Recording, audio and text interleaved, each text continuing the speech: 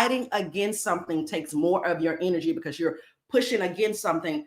And when I say building, building is always, you're going to always have more momentum, more passion, more energy behind you when you're building in the area of your purpose. But when you're building in the area of your purpose, you're going to have more momentum, more innate energy because God made you to do that.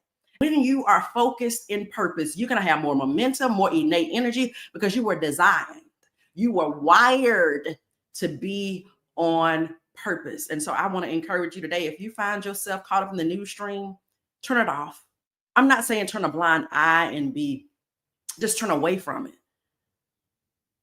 but serve in the area of your purpose, build in the area of your purpose, and claim some of your own mental and spiritual energy back. Amen. I know y'all are with me this morning in the area of purpose. And so here's the other thing, that is coming in strong right now. God said the enemy has fooled some of you to believe that you've got to play by his or her playbook. I love putting the her in there because we always like to talk about the devil is he, or is a her sometimes. People that allow the enemy to work through them.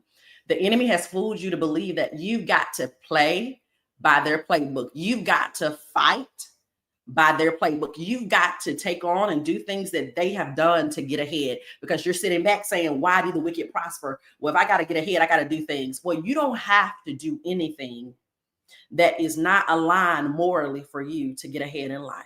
You don't have to do anything to harm yourself to get ahead of life. You don't have to do anything to harm your neighbor to get ahead in life. And when you find yourself doing this, it means that the enemy has made you believe that I've got to do these things.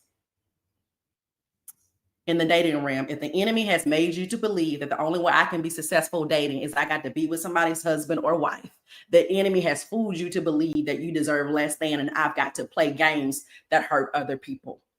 Y'all follow me?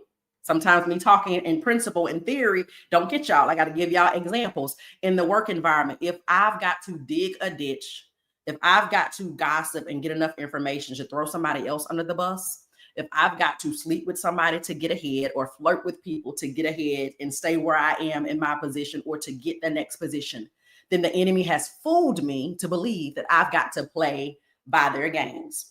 But how many of you know you don't have to play by the rule book of the enemy when you serve the God of heaven and earth? When you serve the God that even the Milky Way bows to, when you serve the God that put the moon and the stars and set Venus in its place, what we call Venus in its place. So many of us are allowing the enemy to play games with us, but you don't have to stoop to that level. You don't have to gossip. You can make an observation about somebody, whether they're doing wrong or however you feel they got what they got. But guess what? You don't have to fall into that, because guess what? When you start playing by the enemy's playbook, that's when the enemy has you. That's when the enemy has